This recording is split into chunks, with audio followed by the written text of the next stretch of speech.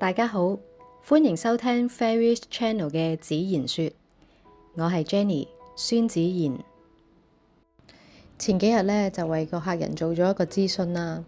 咁咧呢個客人都幾慘嘅，佢連番咁樣俾自己嘅同事啦、朋友同埋佢嘅戀人欺騙，甚至乎係出賣。咁可以講佢對人嘅信心咧真係跌到落谷底啊！於是乎咧，佢好絕望咁問咗我一句，佢問：到底呢個世界上仲有邊個係信得過㗎？咁我亦都俾咗一個都幾殘酷嘅答案佢，我就答佢嘅話：呢個世界其實冇人係可以完全信得過嘅。咁我諗翻我自己啦，喺我自己嘅朋友圈入邊啦，又或者係喺好多嘅客人或者係我嘅 follower 嘅心目中，我都算得上係一個幾可信或者係幾可靠嘅一個人，我自己都知。咁但係我都成日都會同我啲客或者係我啲朋友講話，其實都唔好盡信我講嘅説話，或者係我俾嘅答案，唔好將佢哋當為一個真理或者係一個永恆不變嘅定律。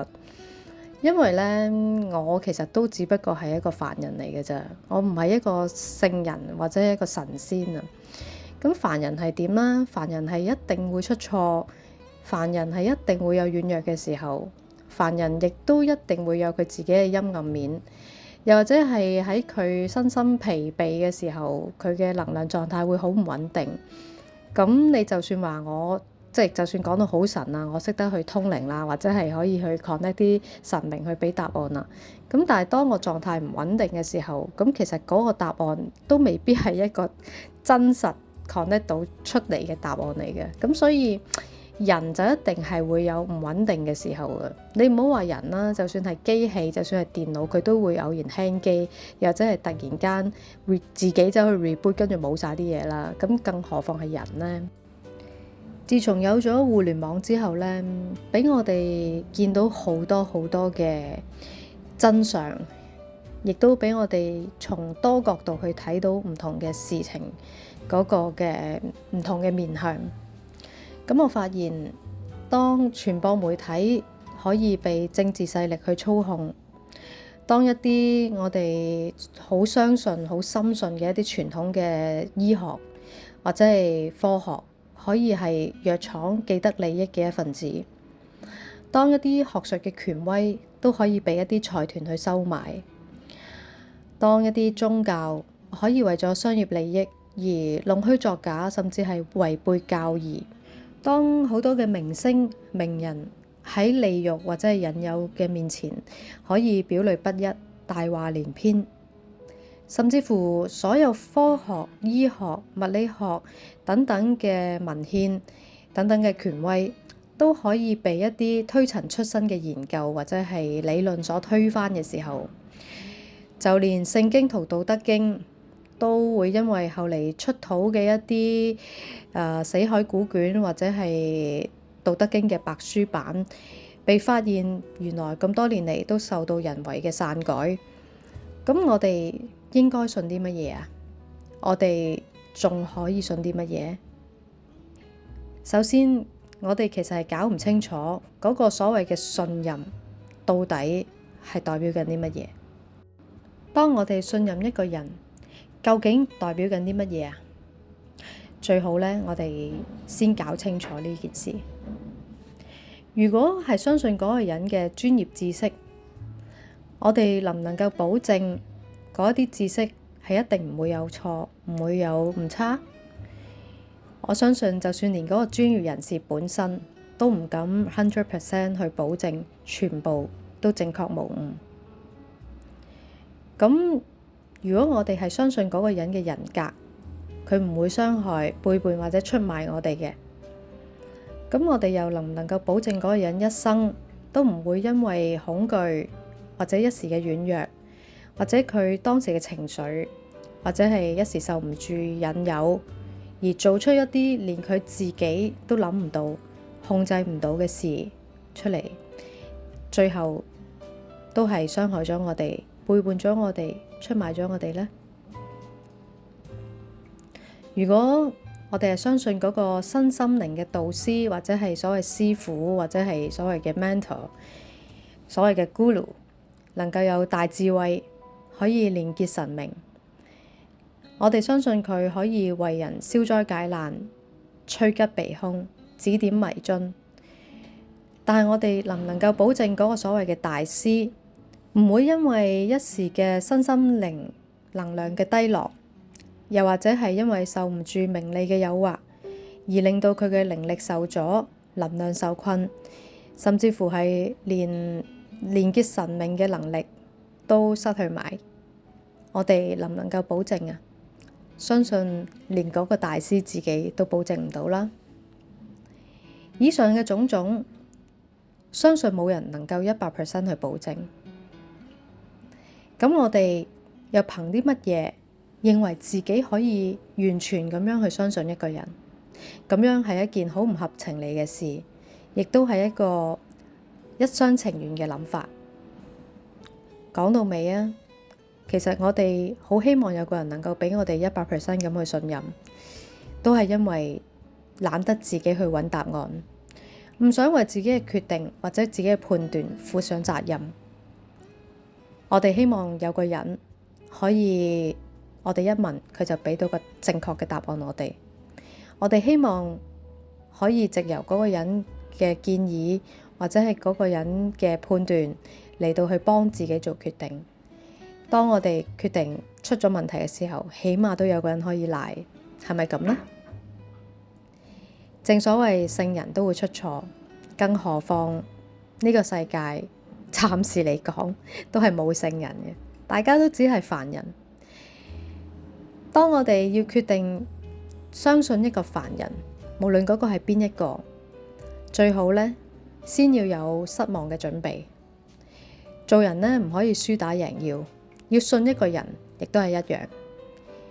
因為冇人能夠確保自己能夠100% 信得過嘅，就連我哋自己都唔能夠確保我哋做嘅嘢、講嘅嘢係100% 正確，係咪？咁我哋嘅信念應該從何而來？又點樣去判斷邊啲人係比較值得相信㗎？我嘅經驗係，任何人都唔可以完全去相信，但係我哋可以袋住先。袋住先呢一個係我對於任何嘅人、任何嘅資訊決定去信任之前嘅一個動作，或者一個預備嘅動作。即係話任何人、任何資訊你都可以聽住先，但係之後就要慢慢去搜證，唔好只係從單一嘅角度、單一個渠道去接收資訊，唔好淨係聽嗰個人去講，或者係嗰個人 present 俾你睇嘅嘢。要多方面、多角度咁樣去揾答案，最好從反方向嚟到去揾。例如，當你好信任某個品牌嘅產品，你覺得佢真係好神，用咗曉飛，咁麻煩你喺 Google 嗰度呢，就打呢個品牌嘅名，然之後加個 fake 落去，又或者係加上一個訴訟或者係問題嘅 keywords 落去，咁你就好快會揾到關於呢個品牌可能一啲不為人知嘅問題，又或者係佢曾經牽涉過一啲訴訟喺入邊。用反方向嘅角度嚟到去搜證，可以話呢係一個可以立即或者盡快令到我哋清醒嘅方法。可以嘅話呢，我仲會加多個驗證，就係經多次反覆去驗證嗰件事係咪真確，或者係咪真係 work。最後歸納出自己嘅答案。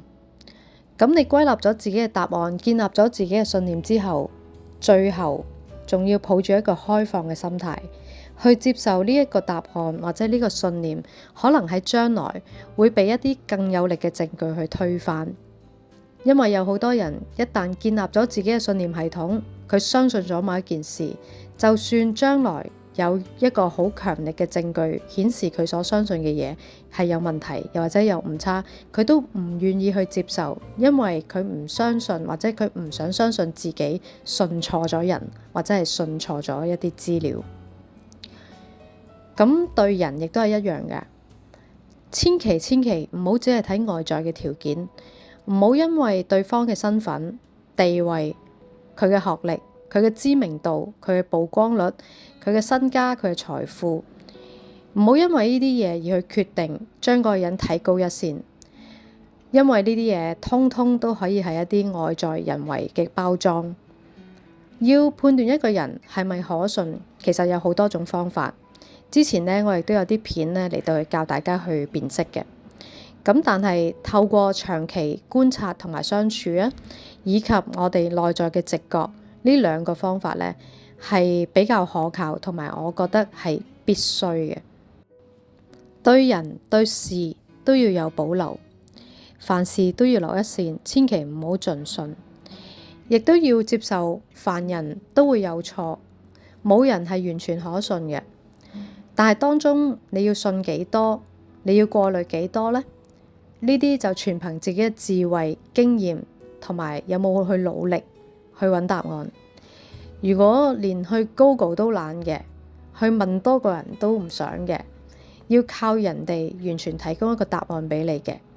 咁被騙或者係被誤導，其實只不過係遲早嘅事。喺呢度，希望大家能夠練出一個心清眼亮嘅智慧，去辨識真假。祝福大家，多謝大家嘅收聽。